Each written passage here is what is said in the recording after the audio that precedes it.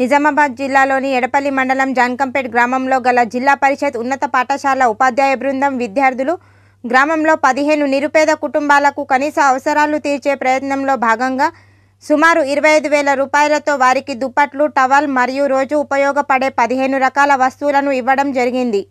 ఈ సందర్భంగా పాఠశాల ప్రధానోపాధ్యాయులు జోన్స్ మాట్లాడుతూ మానవ సేవను మించిన సేవ లేదని, ప్రతి ఒక్కరూ పేదలకు సహాయం చేసే గుణం కలిగి ఉండాలని, బాల్యదశ నుండే ఇతరులకు సహాయం చేసే గుణాన్ని అలవర్చుకోవాలని అన్నారు. ఈ కార్యక్రమంలో సహకార సంఘం చైర్మన్ మిద్దె నరేందర్, ఎస్ఎంసీ చైర్మన్ శ్రీనివాస్ గౌడ్, పాఠశాల ఉపాధ్యాయులు అరుణశ్రీ, శ్రీకాంత్, సాదిక్, హనుమంత్ రెడ్డి, నరసింహారెడ్డి, శిరీష, కృష్ణవేణి, భవానీ, ఇందిరా, సునీత, స్రవంతి, వసంత మరియు విద్యార్థులు పాల్గొన్నారు.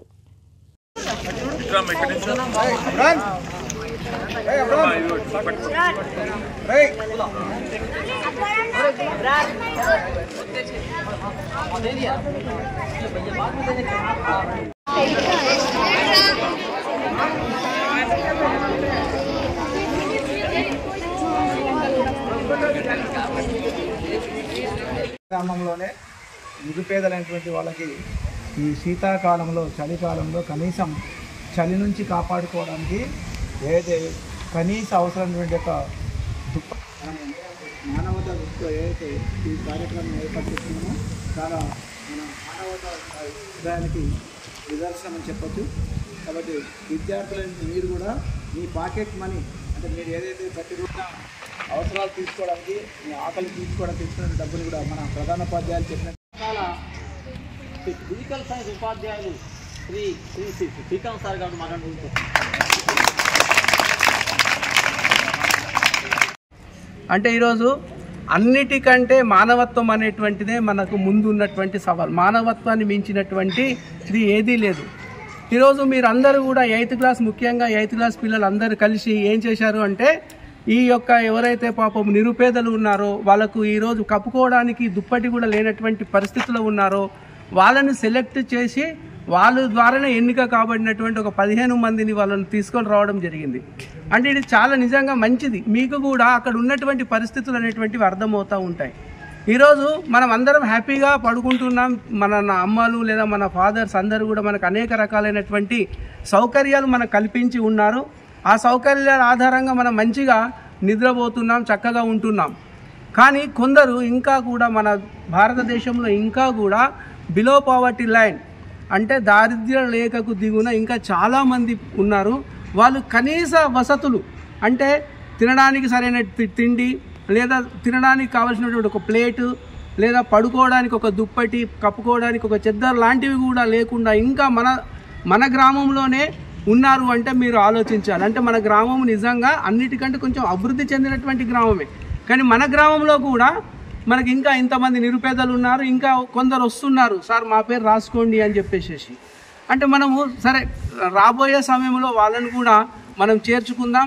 కాకుంటే ఏంటంటే మనము కేవలం ఒక 15 మందికే అని చెప్పేసి మనం అనుకున్నాం. దీని వరకు దాదాపుగా మీరందరూ కూడా చిన్న పిల్లలు చాలా ఉడతాభక్తిగా చాలా గొప్ప సహాయం చేశారు. నిజంగా మీ అందరికి కూడా గొప్ప థ్యాంక్స్. ఎందుకంటే మీరు సుమారుగా 6 నుంచి 7,000 రూపాయలు ఇవ్వడం అంటే ఈరోజు చాలా పెద్ద విషయం. 6-7,000 రూపాయల దాకా మీరు తీసుకొని రావడం అనేటువంటిది చాలా గొప్ప విషయం. కాబట్టి మనము ఉడతాభక్తిగా మనం అందరం కూడా చాలా తలా కొంత వేసి ఈరోజు సుమారు ఒక 25,000 రూపాయల వస్తువులను అక్కడ ఉంచుకొని మనం ఒక 15 కిట్స్ను తయారు చేసుకొని వాళ్ళకు మనము ఇవ్వడానికి సిద్ధపడ్డాం. ఇదే సేవా దృక్పథం. అంటే ఇది ఒక్కటే, ఈ సేవా దృక్పథాన్ని ఇక ముందు కూడా మనం కొనసాగించాలి. విద్యార్థులుగా, భావి భారత పౌరులుగా మీకు ఆ యొక్క కోణాన్ని మీరు ఆలోచించుకోవాలి. మనకెందుకులే అనేటువంటిది వద్దు. ఈ సమాజంలో కలిసి మనం బతుకుతాం కాబట్టి సమాజానికి ఎంతో కొంత మనము సహాయం చేయాలి, లేదా సమాజానికి కలిగిన సంపదలో నుంచి ఎంతో కొంత దానం చేస్తారు.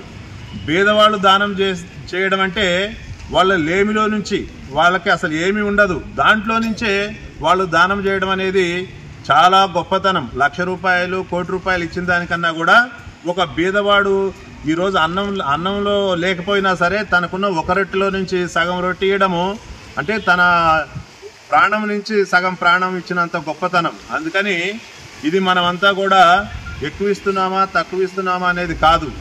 అందుకని ఈ గొప్ప మనస్తత్వం కలిగి ఉండటం మన యొక్క గొప్ప లక్షణం, మన దేశం యొక్క గొప్ప లక్షణం, మన తల్లిదండ్రుల ద్వారా మనం నేర్చుకునే గొప్ప లక్షణం, మన పాఠశాలల ద్వారా మనం నేర్చుకునే గొప్ప లక్షణం. వీరే రేపు పెద్ద అయిన తర్వాత మీ భావి జీవితంలో మీరు కూడా ఉన్నత స్థానాల్లోకి, ఉన్నత అంతస్తుల్లోకి ప్రవేశించవచ్చు, గొప్ప సంపదలని సంపాదించే అవకాశం కలిగి ఉండొచ్చు. కానీ మంచి బుద్ధి, మంచి మానవత్వం అనేవి, ఈ మానవీయ లక్షణాలు ఈ కోణంలో మీకు రావడం అనేది ఇలాంటి కార్యక్రమాల ద్వారా మనం చూసడం ద్వారా ఇప్పుడు కొంతమంది పిల్లల్లోకి గొప్ప ప్రేరణ కలగవచ్చు. నేను కూడా ఒక రోజు